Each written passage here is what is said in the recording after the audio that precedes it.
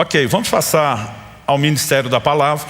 Primeira carta de Paulo a Timóteo, capítulo 5, verso 8.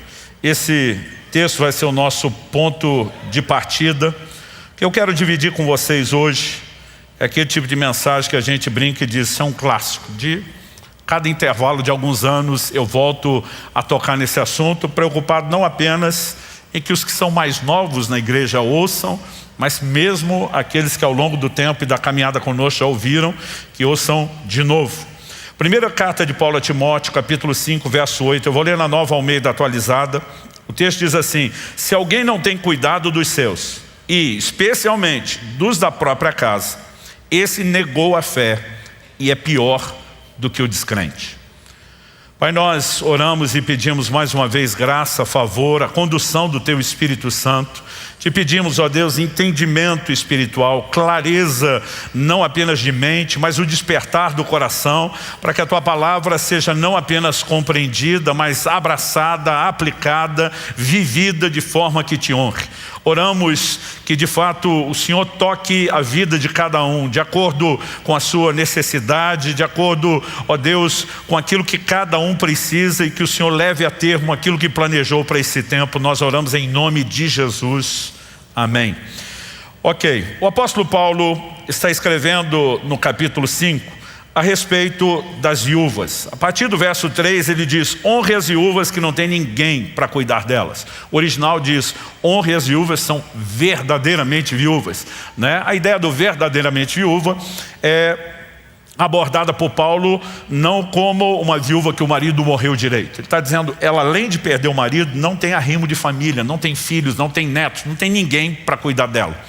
Verso 4 ele explica: mas se alguma viúva tem filhos ou netos, que esses aprendam primeiro a exercer piedade para com a própria casa e a recompensar os pais, pois isto é aceitável diante de Deus. Outra tradução diz, é agradável a Deus. No verso 7 ele diz, ordene essas coisas. Então era um padrão estabelecido para as igrejas. Agora, por que a igreja só acolheria, em termos de cuidado, sustento e provisão, a viúva que não tinha arrimo de família? Porque Paulo está dizendo, a que tem filhos ou netos, esses têm que recompensar seus progenitores. Assim como foram cuidados por eles na infância, na fase de dependência, agora o quadro inverte e eles retribuem aquilo que receberam. É mandamento divino. Agora, na ausência de familiares que cuidassem da viúva, então a igreja, enquanto família da fé, entraria para suprir essa falta, mas não para substituir um princípio. E estou apresentando essa ideia porque quando no verso 8, que é o que nós queremos dedicar tempo, Paulo diz, se alguém não tem cuidado dos seus, não cuida dos seus, se você olhar o contexto, cuidado aqui é material, financeiro, físico. Significa botar comida na mesa, vestir o corpo, dar um teto sobre a cabeça. Mas a ideia de cuidado, ela é maior do que o cuidado físico na própria epístola de Paulo a Timóteo. Por exemplo, se você voltar 2 capítulos antes, no capítulo 3, o apóstolo Paulo está orientando a Timóteo, e ele diz que aquele que almeja o episcopado, ser bispo, ele almeja algo excelente, mas ele estabelece condições, qualificações. No verso 2 ele diz, é necessário pois que o bispo seja irrepreensível, esposo de uma só mulher. Vem uma série de características, e no 4 ele volta para o assunto da família, que governe bem a própria casa, criando os filhos sob disciplina com todo respeito. Pois se alguém não sabe governar a própria casa, como cuidará da igreja de Deus? Traduzindo, antes de ser pastor dos outros, o camarada tem que ser pastor da sua própria casa. Porque há um nível de cuidado diferente do cuidado material, porque alguém pode ser um bom provedor, mas há um outro nível de cuidado que é o cuidado espiritual. Então a gente não pode limitar a ideia de cuidado, nem só uma coisa, nem só outra. Se você ir além do contexto da epístola de Paulo a Timóteo e pensar na macrovisão bíblica, nós podemos incluir a ideia de cuidado emocional. E deixa eu dar um breve exemplo. O Evangelho de Lucas diz no capítulo 3 que Jesus tinha 30 anos de idade quando foi batizado publicamente por João Batista e inicia o seu ministério. O que está em linha com o que a Bíblia exigia do sacerdócio lá no Antigo Testamento, que começava aos 30 anos. Ou seja, homem feito, uma linguagem mais nossa atual, marmanjo. Ou seja, não tem necessidades como uma criança que está em formação. Ainda assim o Pai Celestial faz uma declaração pública de apreço, de amor. Esse é meu filho amado em quem me comprazo. A declaração não era, gente, esse é o Messias, acreditem nele. Ele é o Salvador. Não é um respaldo ao ministério. O que Deus faz é uma declaração de apreço pelo Filho. Agora pense comigo, se Jesus já adulto, que cresceu sem as mazelas emocionais que muitos de nós crescemos, o pai entende que é importante que haja declaração de apreço, o que dizer das nossas casas, dos nossos filhos estão crescendo em formação? Então quando você pega a lógica bíblica, existe cuidado espiritual, emocional, físico. Eu quero que a gente pense no combo completo e não limite isso a finanças, embora não possa, ser tirado do contexto. Mas quando Paulo diz, se alguém não cuida dos seus, e aí nós queremos ler qualquer nível de cuidado, o mais importante para mim não é só a diretriz dada, é a consequência. Se negligenciar cuidado, a Bíblia diz, negou a fé. A tradução mais antiga diz, renegou a fé. E é pior do que o descrente. A tradução só diz pior do que o incrédulo. Se nivelasse o incrédulo, a situação já não estaria nada boa. Mas quando coloca num patamar de pior que o descrente, a coisa realmente ficou feia. Então o que Deus está dizendo é que nós não podemos fazer uma dicotomia, separação de assuntos como a relação com Deus, a vida espiritual, a fé e do outro lado a família. Tem gente que na prática está tentando viver essa teologia. O cara mete o pé na família em casa, vai para a igreja adorar a Deus, como se fossem coisas completamente desconectadas. Eu quero te dizer, não são. A Bíblia diz, se você não cuidar da sua casa, o seu relacionamento familiar, suas negligências nessa área, vão afetar diretamente a sua fé, a sua relação com Deus. Isso é fato ao longo das Escrituras. No livro de Malaquias, por exemplo, no capítulo 2, no verso 13, o Senhor diz para a nação de Israel, vocês cobrem o meu altar com choro, com gemidos, com lágrimas, e eu não vos ouço. O Deus que diz, invoca-me que te responderei, agora está dizendo, não adianta chorar no pé do altar, que eu não vou ouvir vocês. Qual o motivo? No verso seguinte, Malaquias 2,14, o Senhor diz, e vocês perguntam por quê? E aí Deus vai dar razão. E diz assim, porque o Senhor foi testemunha da aliança entre ti e a mulher da tua mocidade, com a qual tu foste desleal. Deus está dizendo, camarada, você não honra a aliança do matrimônio, é infiel ao seu cônjuge e acha que só porque chorou no pé do altar eu vou fazer o que você quer. Traduzindo, Deus está dizendo, é ruim que eu vou atender a sua oração, porque aquela pessoa, ao violentar a família, ela violentou diretamente a sua relação com Deus. Esse não é só um conceito do Antigo Testamento. Você vai encontrar isso no Novo Testamento. 1 de Pedro 3,7, Paulo diz, maridos, tratem as vossas esposas com honra, como vaso mais frágil. Quando ele usa a expressão vaso mais frágil, do que ele está falando? Se por um lado o homem tem mais força física, bruta no sentido de carregar peso, nós perdemos de goleada para as mulheres na resistência à dor. Se dependesse de nós para ter filho, a terra está desabitada há muito tempo. Então, eu não creio que o vaso mais frágil é o físico. A mulher tem uma constituição, uma estrutura emocional e Deus está dizendo que você tem que tratá-la à altura. Deus é claro na Escritura quando fala que honra flui para todos os níveis de relacionamento. Não é só quando você pensa em termos de cadeia de comando, de baixo para cima a honra. Deus está dizendo que o marido tem que honrar a mulher. Qual a consequência se não fizesse isso? O apóstolo Pedro termina no verso 7 dizendo assim, não só que elas são co-herdeiras conosco da graça da vida, tipo, não é só sua esposa, é sua irmã em Cristo, mas ele diz, para que não sejam interrompidas as vossas orações. Então o camarada que desonra a esposa, ele não está só comprometendo a qualidade de vida emocional, a paz, a alegria e realização que pudesse ter se as coisas estivessem bem. Ele está ferindo diretamente a conexão na vertical, porque quando ferimos família, ferimos a relação com Deus. Alguém diz com muita propriedade que o estado das nossas famílias determina o estado de espiritualidade que vivemos. Malaquias, por exemplo, capítulo 4, termina com Deus fazendo uma promessa. Eu converterei o coração dos pais aos filhos, dos filhos aos pais. Aí diz assim, para que eu não venha, não fira a terra com maldição. Família bagunçada, maldição. Houve restauração familiar, a bênção pode se manifestar. Porque o estado das nossas famílias afeta a dimensão de espiritualidade. Joel capítulo 2, verso 28, que é o texto do avivamento que se prega. E acontecerá nos últimos dias, derramarei do meu espírito sobre toda a carne. Deus diz assim, vossos filhos e vossas filhas profetizarão. Você quer sinal que está tendo avivamento? Olha o nível de espiritualidade das famílias. Agora, nós não podemos simplesmente separar essas coisas. E o apóstolo Paulo nos apresenta uma visão aqui em 1 Timóteo 5,8, que esses dois assuntos estão profundamente conectados a ponto de você não conseguir separar. O tema da minha mensagem hoje é fé e família. E eu quero te apresentar a visão bíblica não só de que eles estão muito unidos a ponto de serem inseparáveis, mas o porquê. Eu nasci e cresci num lar cristão, graças a Deus, privilégio que muitos de vocês não tiveram. Mas isso não foi a experiência do meu pai.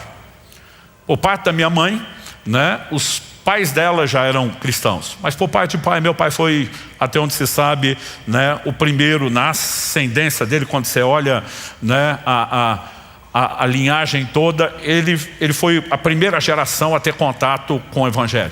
Viveu uma experiência familiar péssima. Cresceu numa família completamente desestruturada.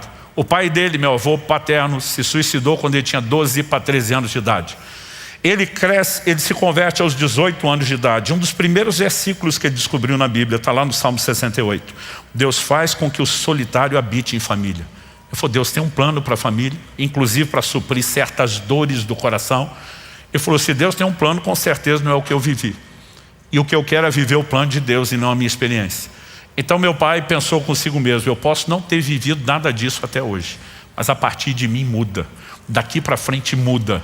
Das próximas gerações muda. E porque um dia ele tomou essa decisão, eu, meus filhos, meus netos, estamos todos colhendo o legado de alguém que tomou um posicionamento. Eu gosto, quando vou falar de família, introduzir esse assunto, porque alguns pensam, por é mais fácil. Nasceu num lar cristão. Não foi a realidade do meu pai. Mas pela decisão dele ficou mais fácil para mim. E se você é alguém que não cresceu debaixo de um legado, se cresceu, sua responsabilidade é maior do que os outros. Mas se você não cresceu debaixo de um legado espiritual, você pode ser aquela pessoa, como meu pai diz, a partir de mim muda e as próximas gerações vão colher o fruto do meu posicionamento. Né? Então, já quero introduzir esse pensamento para que alguns, em vez de ficar na defesa, isso não é para mim, está querendo muito, para que você entenda, Deus tem algo maior e melhor para a sua casa. E você pode ser a chave que vai desencadear tudo o que virá, não só nos próximos anos, mas nas próximas gerações. Dito isso, pela experiência do meu pai, eu nunca tive dificuldade de entender que família era importante. Porque tudo que meu pai foi descobrindo sobre família na Bíblia, ele já ia ensinando a gente desde pequeno. Eu lembro que eu nem tinha muito entendimento da doutrina bíblica, da teologia, mas meu pai dizia assim, salvação é individual, mas o plano e o projeto de Deus é familiar.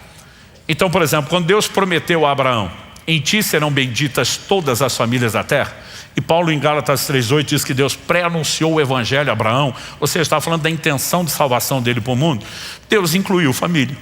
Porque meu pai dizia, a responsabilidade de salvação é de cada indivíduo, mas o projeto de Deus é para a família. Então, quando Deus oferece salvação para Noé, não é só para Noé e a sua casa, na época do dilúvio. Quando Deus oferece livramento para Ló, na ocasião da destruição de Sodoma e Gomorra, não é só para Ló, é para Ló e a sua casa. Por 2 vezes no livro de Atos, você vai encontrar expressões como pessoas que crescem em Jesus seriam salvas, ela e a sua casa. Não significa que os demais são arrastados pela decisão de um, porque continua sendo individual. Mas o plano é familiar. E meu pai dizia, Deus pensa em termos de família. A gente sabia que família era importante por várias coisas que meu pai ensinava. Ele dizia, Deus estabeleceu mandamentos familiares. Ou seja, são meios dele proteger a instituição que ele criou e garantir que ela funcione de forma apropriada. Só que algo que eu comecei a descobrir desde bem cedo é que quando você obedece os mandamentos familiares, e obedecer uma ordenança não é mais do que obrigação, mas quando você obedece, tem bênção diferenciada. Por exemplo, Paulo escreve aos Efésios, citando um dos 10 mandamentos, honra teu pai e tua mãe, para que tudo te vá bem, sejas de longa vida sobre a terra.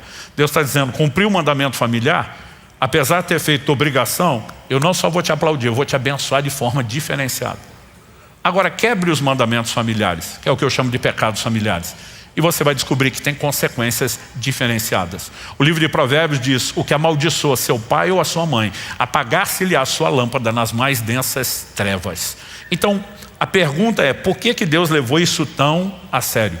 Nós precisamos entender, né? Por exemplo, você pega desde o Antigo Testamento, quando Deus vai falar disso em detalhes, sempre que Deus fala de abençoar alguém, você vai perceber que Ele também abençoa a família.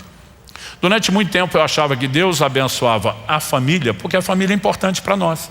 Então, já que Ele quer me abençoar, e a família é importante para mim, eu entendia que Deus transbordava isso como uma forma de me agradar, porque família é importante para mim. Demorou para eu entender que a bênção de Deus sobre a família, antes de ser porque ela é importante para nós, é porque ela é importante para Ele. Ela serve a um propósito maior do que a maioria de nós tem mensurado. Então, à medida que eu comecei a entender que família era importante, isso me fez procurar levar isso a sério. Mas quando Deus começou a me ajudar a entender por que é tão importante, aí a coisa realmente muda de figura. E eu espero, com a graça de Deus, né, te ajudar. É impossível num tempo como esse esgotar o assunto, mas eu espero, com a graça de Deus, te ajudar a entender um pouco melhor o assunto. A construção desse entendimento começou anos atrás, quando Deus chamou a minha atenção para o fato de que Ele se revela através de figuras familiares. Isso é um padrão recorrente nas Escrituras.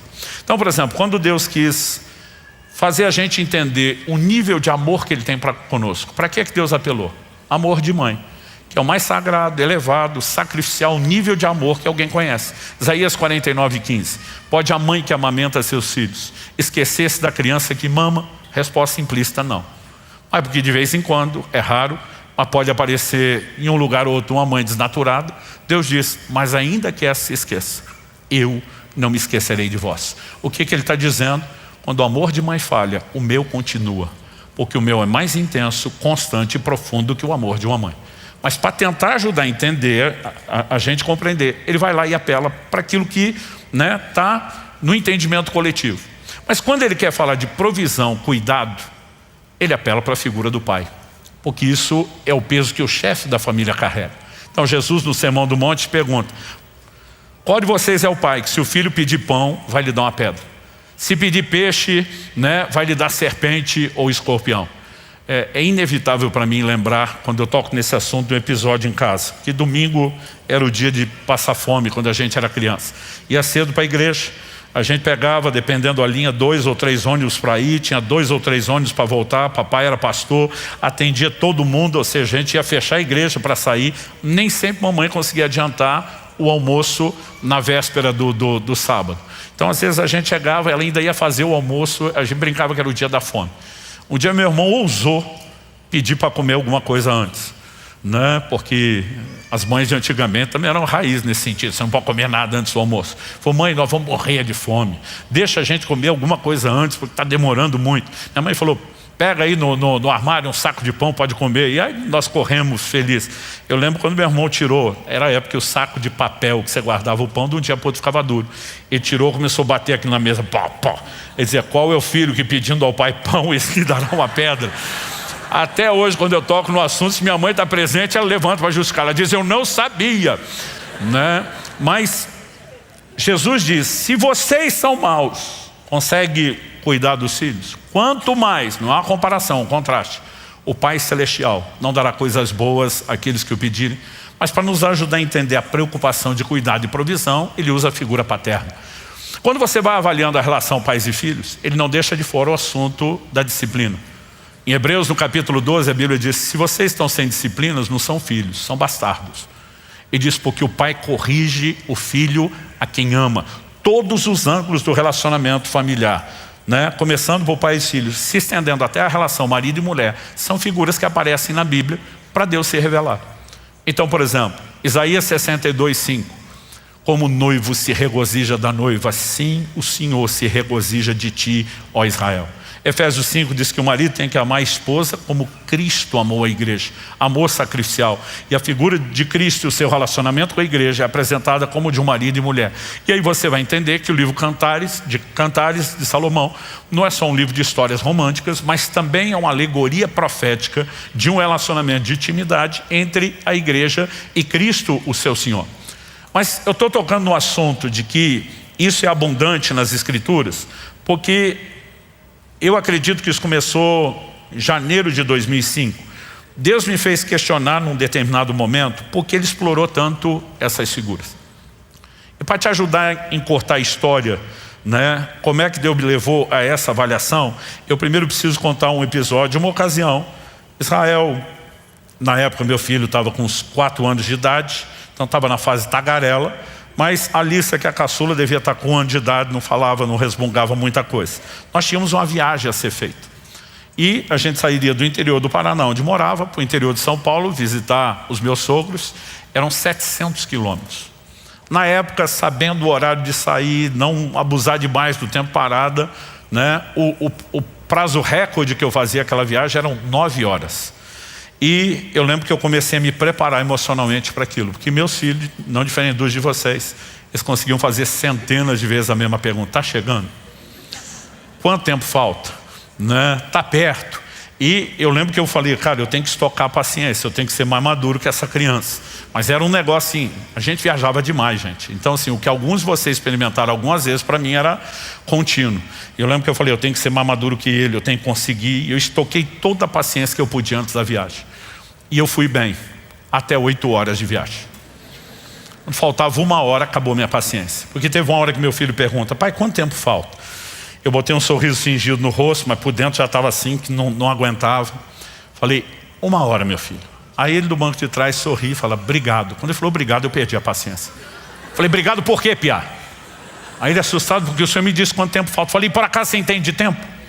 Você tem relógio? Não. Você sabe marcar a hora? Não. Você sabe quanto dura 1 hora? Não. Eu falei, então o que adianta você ficar me perguntando e ainda fingindo que entende a explicação que eu dou?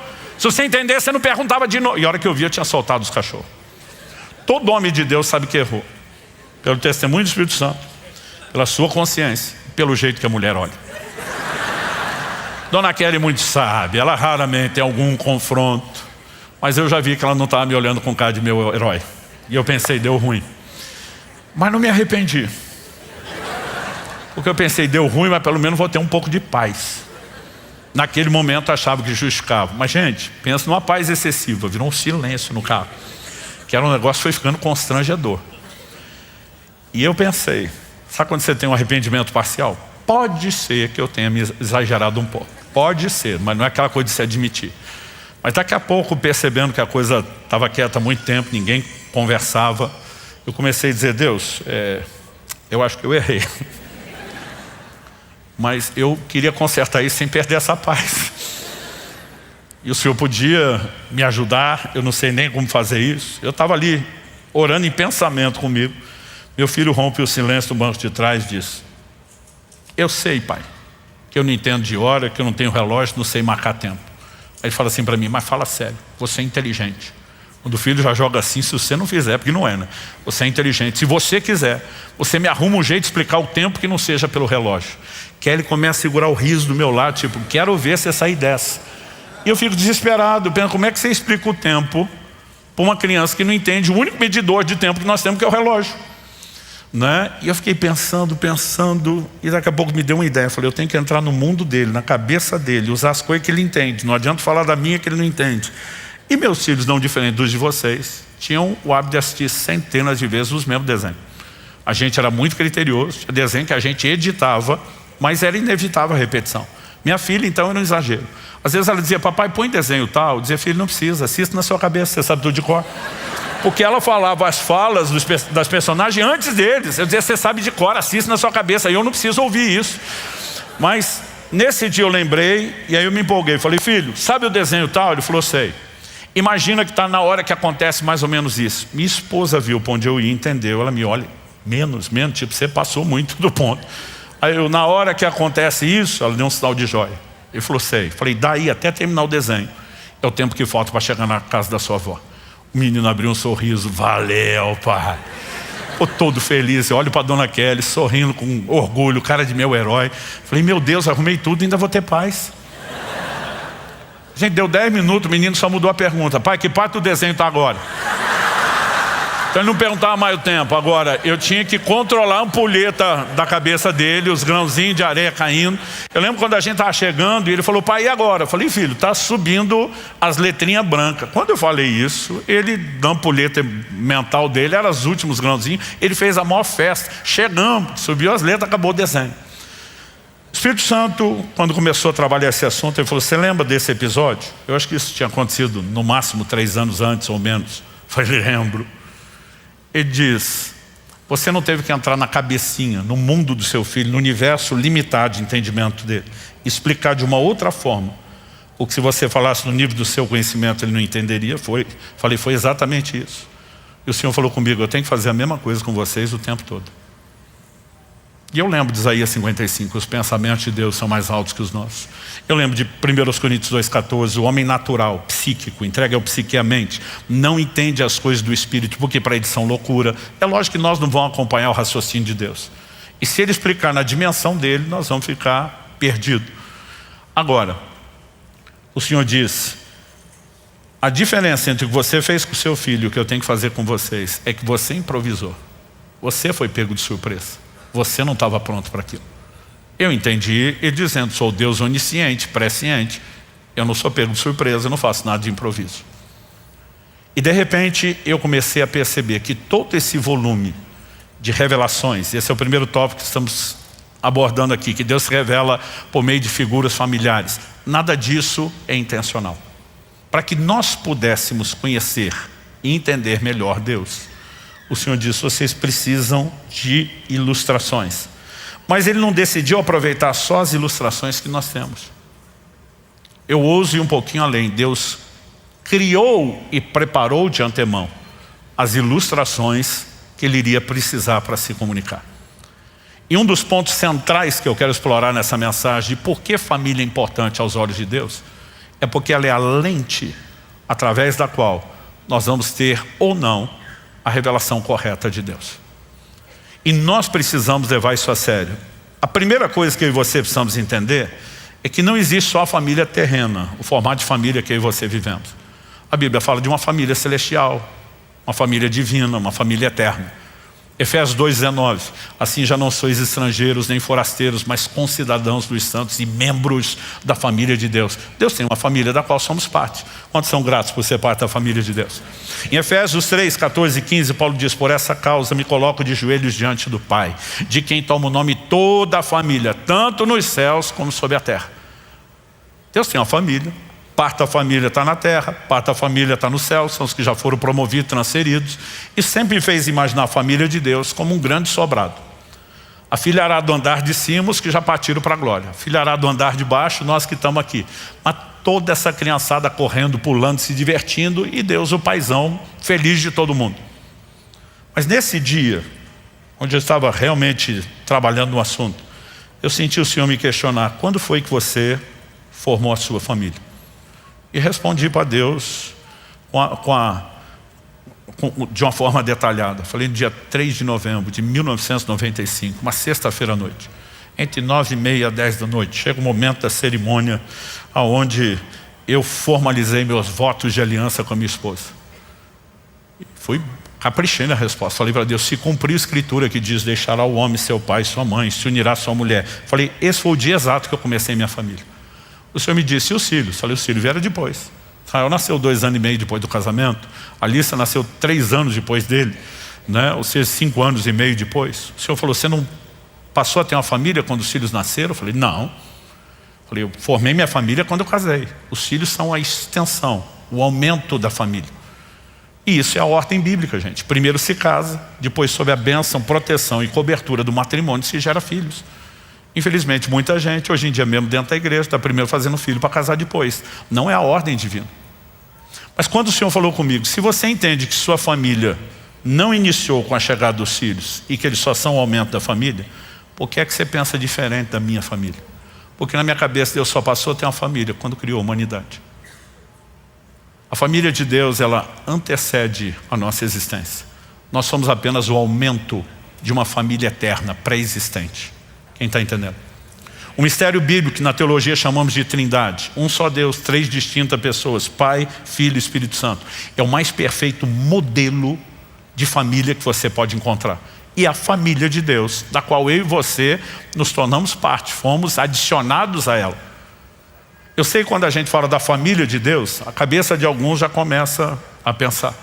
Porque eu estou falando desse assunto há 20 anos. Seja ministrações públicas, conversas pessoais. Eu vejo quando a gente fala que a Trindade é uma família, tem gente que ousa fazer a pergunta, mas tem gente que eu estou olhando a carinha e parece que está estampado na testa. Então, se Deus é o Pai, e Jesus é o Filho, o Espírito Santo é a Mãe, os homens já olham com a cara de heresia, não deixa Deus ser menino. As mulheres já têm um tom de sorriso, de satisfação, imaginando, a gente está representado lá. Mas a verdade é que a Bíblia não usa essa terminologia. O Pai é usado para Deus, Jesus o Filho, até para falar da relação deles. Mas a Bíblia não usa a terminologia de uma mãe para o Espírito Santo. E o nosso erro é tentar entender a família de lá a partir da de cá. Porque a família terrena é uma réplica incompleta, limitada, imperfeita da família celestial. Por exemplo, nós temos coisas aqui que no plano espiritual não existe. Jesus disse que no céu não se casa, não se dá em casamento. reprodução da forma como nós temos é algo meramente terreno. Então você não pode simplesmente pegar e tentar fazer uma análise inversa e jogar tudo para o lado de lá. Mas se você, a partir da ótica da família eterna, celestial, for avaliar a família terrena, você vai perceber que a mãe acumula funções que Deus deu na família terrena, que o Espírito Santo tem na família eterna. Quem é o responsável pela gestação da vida na família eterna? O Espírito Santo. Você olha a criação, Gênesis 1, o Espírito pairava sobre a face das águas e ele que se move debaixo do comando da criação. Quando o anjo Gabriel, o Evangelho de Lucas mostra, capítulo 1, na ocasião da anunciação a Maria, diz: descerá sobre ti o Espírito Santo e o poder do Altíssimo te envolverá com a sua sombra. E Maria responde: cumpra-se em mim segundo a sua palavra. Nós sabemos exatamente como Deus trabalhou para que houvesse a gestação, né, do próprio Jesus ali. Então, quem é a responsável pela gestação da vida na família terrena? A mãe. Quem é o responsável por consolo na família eterna? Deus é chamado de o Deus de toda consolação.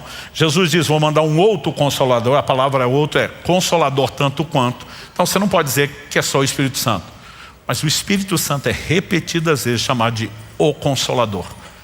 Porque, basicamente, quando você pega a divisão de tarefas, não significa que pai e filho não tenham consolo, mas quem executa isso é o Espírito Santo. Quem é a fonte de consolo na família terrena, gente? A mãe. Eu não sei o filho de vocês, os meus já choravam chamando a mãe. Mãe! Eu lembro de um dia que o Israel caiu, eu corri para acudir o menino, ele me driblou, correu para o colo da mãe. Eu fiquei todo sentido, porque às vezes os pais são mais maturos que os filhos. Falei para aquele: está certo isso não, eu que vi ele cair, eu que acudi primeiro. Por que é que o menino me dribla, me evita e vai para o seu colo? Kelly é um doce de pessoa, mas esse dia ela foi sarcástica. Ela disse: por que será? Como quem diz, vocês não entendem nada de consolo. Aliás, Kelly dizia, né, a criança cai, a primeira coisa que o pai faz é dar um sermão, né? Eu não te disse, eu não avisei, né? Ela falou assim: consolo não é a praia de vocês. Então normalmente, e os pais ainda ficam aborrecidos. Eu lembro de um cenário, gente, meu filho pulando no sofá. E eu estou pensando, eu sou da época que a gente não podia brincar no sofá da sala. O sofá era para uma tal de visita que nunca aparecia e você que morava na casa não podia usar. Então eu dizia: quando eu casar, tiver minha casa, eu faço o que eu quero no meu sofá, filho fala o que quer. Aí você cresce prometendo coisa que depois se arrepende. Agora meu filho está pulando no sofá, estou pensando quanto custa. E eu estou lembrando daquele dilema, eu estou lá, deixa que pule, mas daqui a pouco ele começa a pular de um sofá para o outro. Falei: campeão, se você quiser pular num só, está liberado. De um para o outro não. Por que não, papai? Eu falei: porque você vai cair, vai machucar. Não vou. Falei: filho, sabedoria milenar. Ensina que o pai está certo, o filho está errado. Eu sei de coisa, não vou cair. Falei: então para pular, fui para o posto de observação. Alguns dizem que é agora, não é? Só o posto de observação. E estou assistindo, pula de um sofá para o outro, do outro para um, de um para o outro, do outro para um. Em algum momento, na hora de pular, ele escorregou no impulso e caiu no vão entre os dois sofás. Tinha um tapete, mas a semelhança aqui do corredor não era muito felpudo, deve ter amaciado alguma coisa a queda, mas não muito. Ele já levanta chorando, segurando o braço, né? A mãe do menino, que estava bem mais longe do que eu, que estou na frente, teletransportou, passou na minha frente. Eu falei: como isso? Né? E aí começa todo o cenário de consolo, que para a cabeça do pai é um absurdo. A maioria de nós, os maridos, nós temos um elemento de seu Lunga dentro de nós. Tem nordestino aqui? Seu Lunga era uma lenda quando ainda estava vivo, cearense. Ele virou literatura de cordel no Nordeste, porque a filosofia de vida era mais ou menos o seguinte, né? Toda pergunta ignorante merece uma resposta ainda mais ignorante. E a gente brinca que ele era a encarnação da ignorância.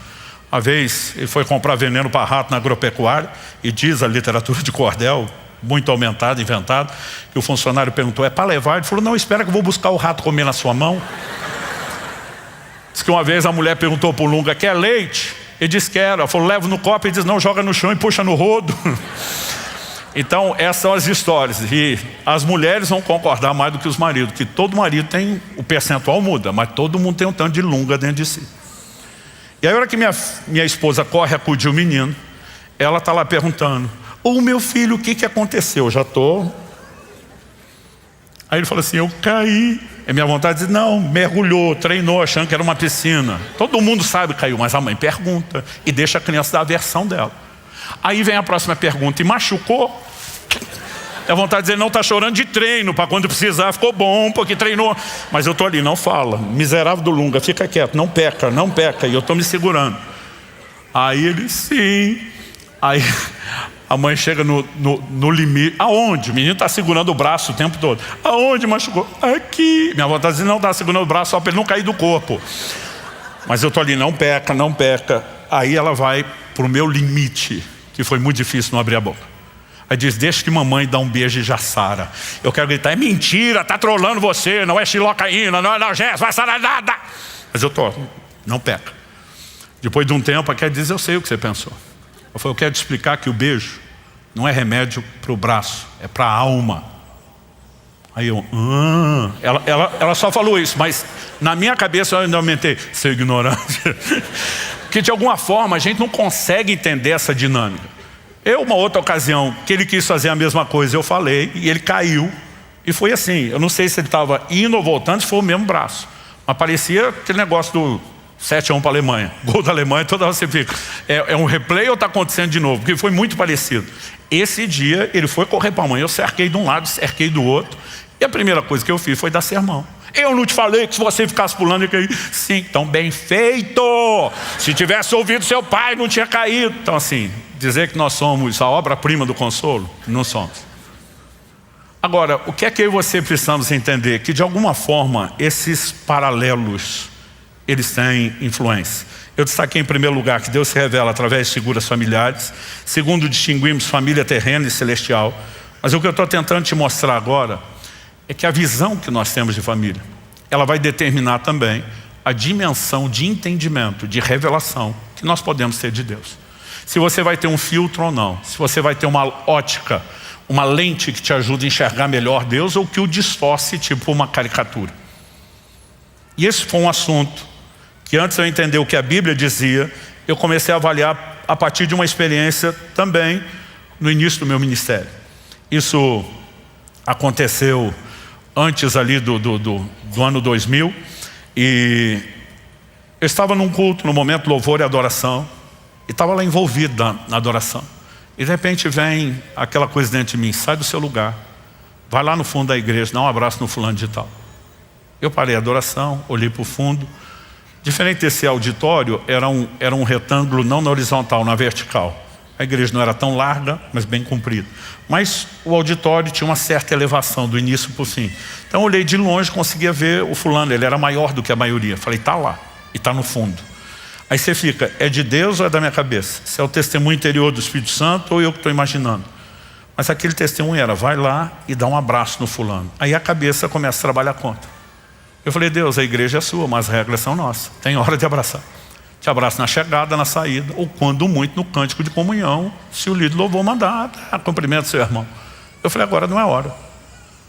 E aquela coisa insistindo dentro de mim, vai lá dar um abraço no fulano de tal. Eu falei, Senhor, o Senhor conhece as ovelhas do seu rebanho, elas são ciumentas. Eu vou lá no fundo, no meio do culto, abraço um só e volto, e mais ninguém.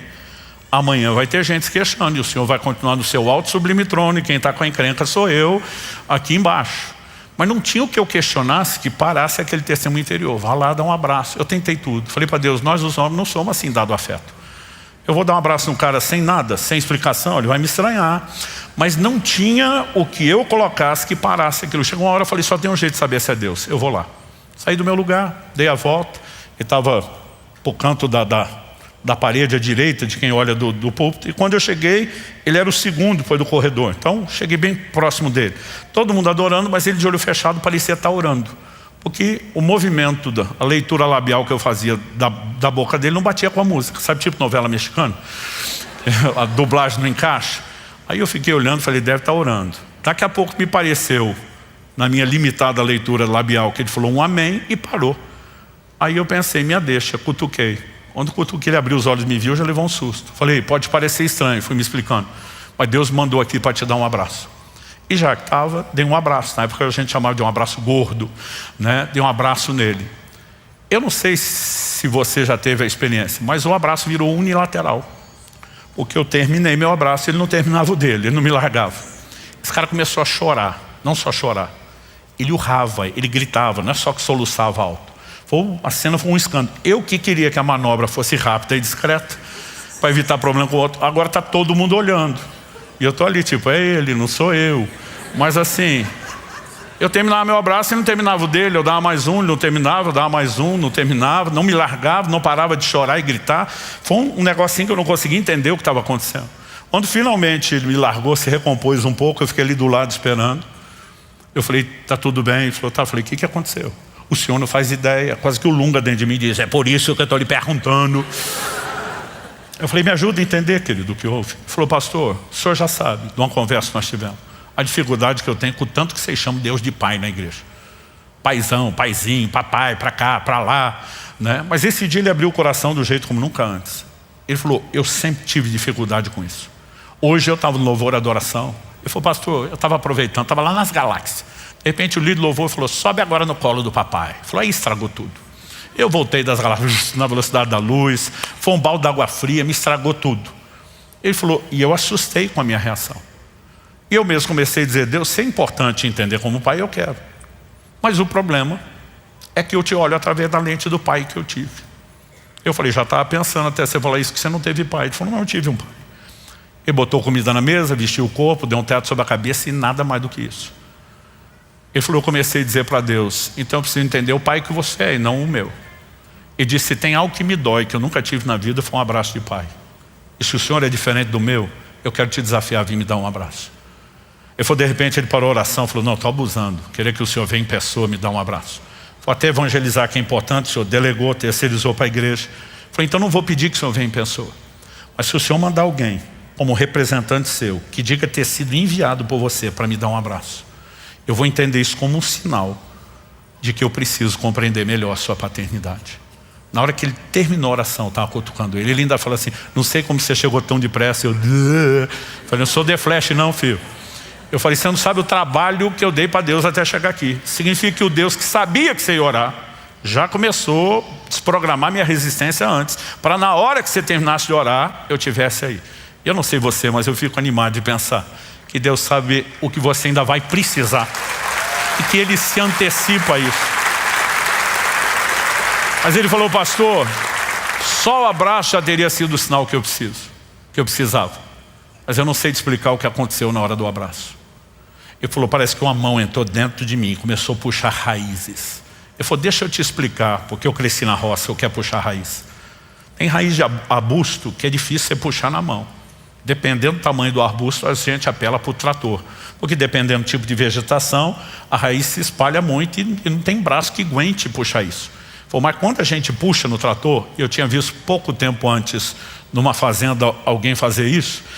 Ele falou assim, esse negócio vem arrebentando a terra em todo lugar, porque é muita coisa que vai saindo dali. As raízes são enormes. Ele falou, a sensação que eu tinha, que alguém botou a mão dentro de mim e começou a puxar a raiz. Ele falou, e eu uivei, gritei, chorei, porque doeu. Doeu uma barbaridade. Mas ele falou, agora não tem dor nenhuma, depois que o processo terminou. Ele falou, e pensar em Deus como pai se tornou algo completamente diferente. A partir desse momento, Deus começou a me fazer perceber nas Escrituras que Deus preenche lacunas familiares. Então vamos lá, Salmo 27:10, Davi diz, ainda que meu pai e minha mãe me desamparem. São os últimos níveis de relacionamento familiar que pode te abandonar. Ele falou, ainda que meu pai e minha mãe me desamparem, o Senhor me acolherá. O que ele está dizendo? Que quando a família terrena falha, a celestial não vai falhar. Salmo 68:5, que tocou muito meu pai. Deus se revela como pai dos órfãos. Ele também se posiciona como marido das viúvas. Ele está dizendo aquelas lacunas do que você não teve ou perdeu, eu estou disposto a preencher. Agora a pergunta é por que Deus quer preencher? Ele não vai preencher no nível do relacionamento humano que nós precisamos. Porque embora Deus diga que Ele é o pai com o órfão, não vai chutar bola com essa criança. Então Ele vai preencher num outro nível uma falta que não será preenchida. Qual é a dinâmica por trás disso? Se nós entendemos por que família é importante para Deus, porque ela é um filtro da revelação de Deus, é a lente que determina isso, nós precisamos entender que o que Deus está tentando produzir depois não é a restauração familiar, é a restauração da visão familiar. É você enxergar corretamente aquilo que sua experiência não te permitiria enxergar. E Deus começou a falar comigo, pare de pregar só restauração familiar. Comece a pregar a restauração da visão familiar. Falei, qual a diferença? A diferença é que tem famílias que não vão experimentar a restauração. E o coração aperta. Não, Deus, o Senhor não diga isso, o Senhor é todo poderoso. Ele diz, tem casos que não há mais como. A pessoa teve um problema sério de relacionamento com o pai, com a mãe ou com ambos. Mas os pais já morreram. Vai consertar isso? Não. Ele pode passar por um processo de cura, de perdão, mas ele não recupera aquilo que perdeu. Os pais já foram embora, não estão mais lá.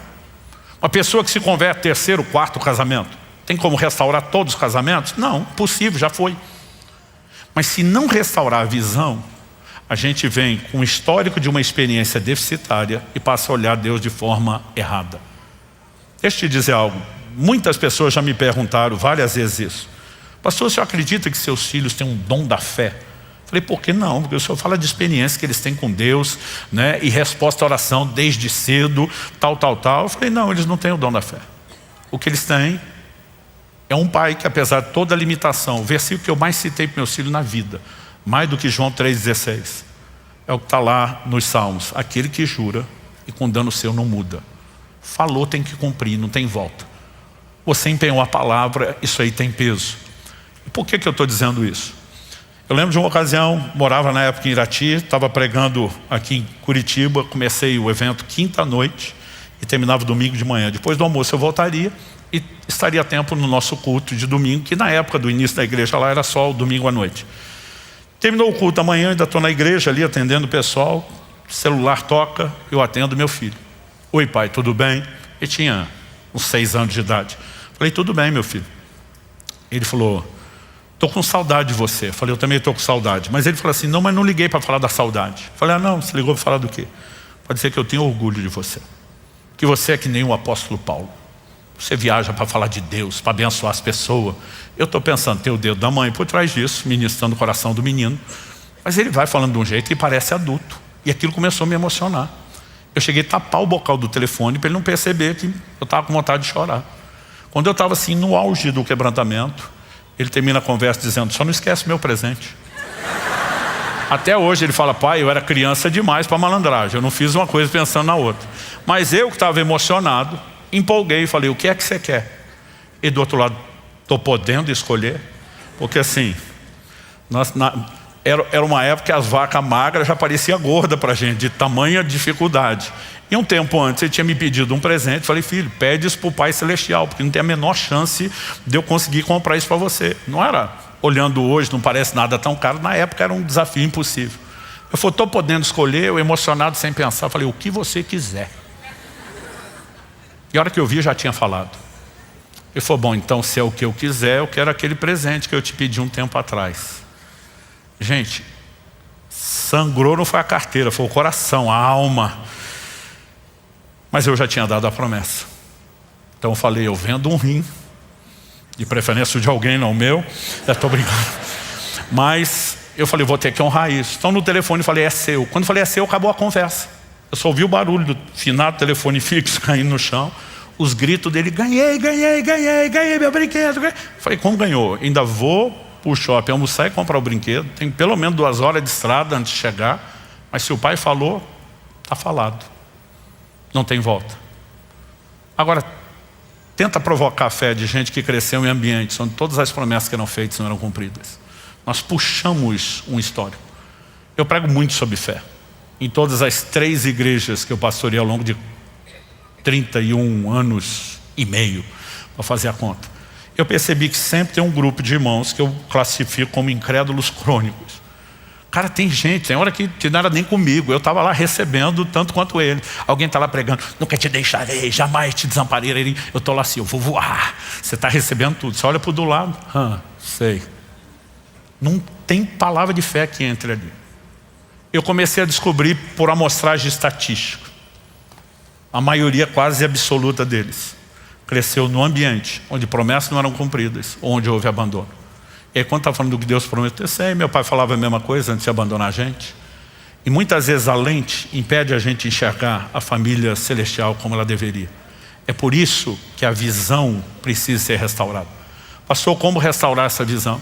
Salmo 19:7 diz, a lei do Senhor é perfeita e restaura a alma. Deus falou comigo anos atrás: pare de pregar casamento só para os casados. Pare de pregar criação de filhos só para os que são pais. Todo mundo tem que entender tudo o que a minha palavra diz sobre família. Porque há elementos que talvez não seja aplicado no âmbito da família terrena. A pessoa que decidiu viver solteira, não casar, não ter filhos, na prática ele não precisa daquilo. Mas quando você fala da vida espiritual, discipulado, de entendimento, ele precisa entender esses parâmetros por causa da relação com Deus. Então assim, a maioria dos crentes que a gente botava na classificação barraqueiro dentro da igreja, se mexe na história, crescendo em famílias onde a coisa era tratada dessa forma. E a gente simplesmente transporta o convívio familiar para a família da fé do jeito que veio. Não significa que dá para trazer tudo de lá, gente. Mas a restauração da visão familiar é importante. E ela pode acontecer sob 2 ângulos. Primeiro, Deus preenchendo as nossas lacunas, nos ajudando a viver restauração daquilo que precisamos, como foi o caso do Ciro, esse irmão que eu mencionei lá do abraço, né? Ou muitas vezes nos levando a estabelecer consertos. Talvez hoje você precise sair daqui com uma determinação no coração: eu tenho que perdoar alguém.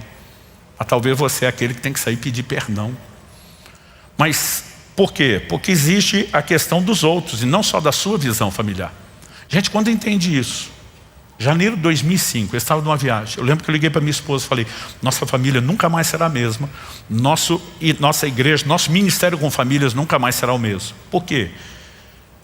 A compreensão dessas coisas me trouxe um peso de responsabilidade. Porque eu entendi que o tipo de pai e marido que eu seria formaria a visão de Deus que os meus filhos teriam. Então eu falei: como é que eu posso ser alguém que promete e não cumpre? Como é que eles vão olhar para Deus?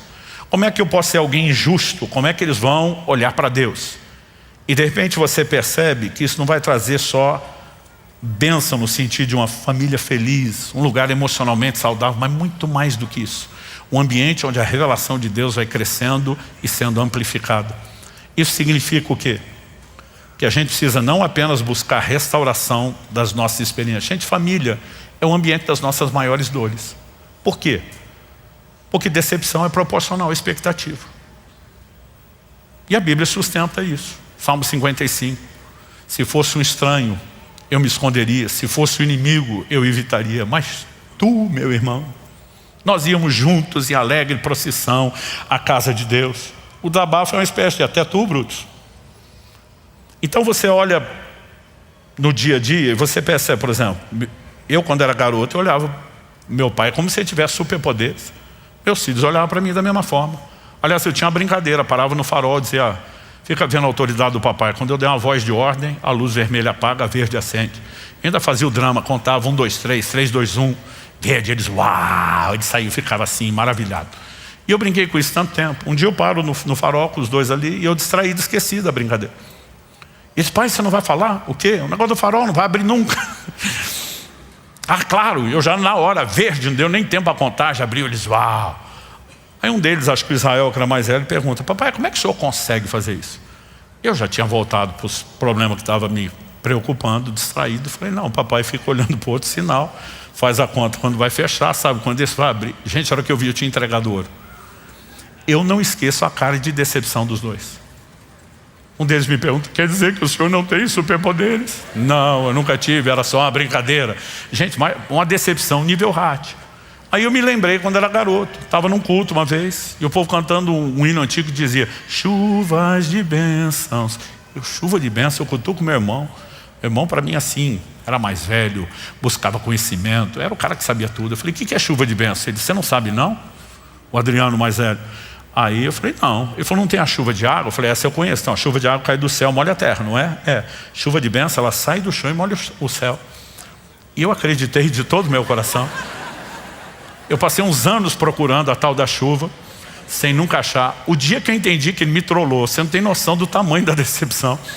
Porque decepção é proporcional à expectativa. E a gente cresce num ambiente. Por que temos tamanha crise na adolescência? Porque os filhos vão chegando num lugar de entendimento e dizem: papai e mamãe são super-herói, coisa nenhuma, tem superpoderes, nada. E se a gente era, eles descobriram as criptonitas.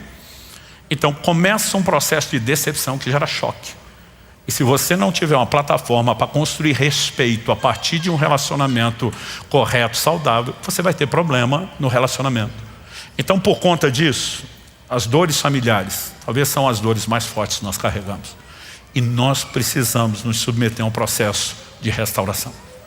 Tem muita gente enroscada no relacionamento paterno, porque estatisticamente o índice de abandono ou falta de presença dos pais é absurdo.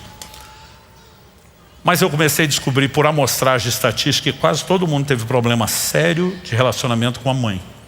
Tem problema quando a gente começa a falar do Espírito Santo. De alguma forma ele não percebe que inconsciente ele quer desconectar daquilo e diz isso não. E se nós não sararmos essas coisas, nossa compreensão de Deus e a experiência com Ele será limitada. Mas se sararmos, além de melhorarmos o relacionamento com Deus, vamos viver algo melhor dentro da família. Por que o diabo luta tanto contra a família? Alguém disse que você pode descobrir o quanto algo é importante para Deus pelo tanto que o diabo luta contra. Se você me perguntar, pureza sexual é importante? Falei, olha o mundo à sua volta e você vai ver o grande esforço do inferno para comprometer isso. É lógico que é importante.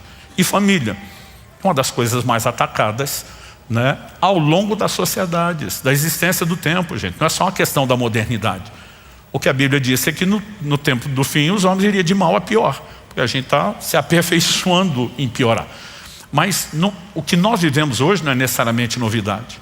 E se nós não tivermos essa compreensão, porque tem crente que ele acha que ele é o centro do universo. Não, o diabo existe para me atazanar. Não, antes de você ele estava aqui, depois de você ele continua aí, e ele não tem nada pessoal com você. O que ele quer é se opor aos planos de Deus. Então, o diabo não existe para estragar a sua família. O que ele quer quando ataca a sua família é bagunçar a sua compreensão de Deus, ou a compreensão dos demais familiares de Deus. Esse é o grande alvo dele. E eu e você precisamos entender que nós podemos salvaguardar algo precioso, que é a nossa forma de entender Deus, e ainda viver as consequências de uma família abençoada, entendendo que isso é algo sério e negociável no Evangelho. Nós não podemos achar que tratar a família de forma correta seja opcional dentro do Evangelho. A Bíblia diz, se você não cuida dos seus, você está metendo o pé na fé, você está renegando a fé, você se tornou pior do que um incrédulo. Ou nós vivemos família, ou a gente não pode dizer que é discípulo de Jesus. Então assim, a minha ideia com isso não é botar um peso de culpa ou condenação sobre quem tem falhado. É te ajudar a dar um chacoalhão para que você conserte a partir de agora. Para aqueles que já vêm se empenhando em fazer a coisa correta, que você possa se dedicar a buscar a ajuda de Deus, a graça do Senhor, o auxílio do Espírito Santo para fazer cada vez melhor. E aí nós vamos poder ter os nossos principais valores, relação com Deus, vida espiritual e familiar em alto nível. Você recebe essa palavra em nome de Jesus? Vamos ficar em pé para parecer que está acabando.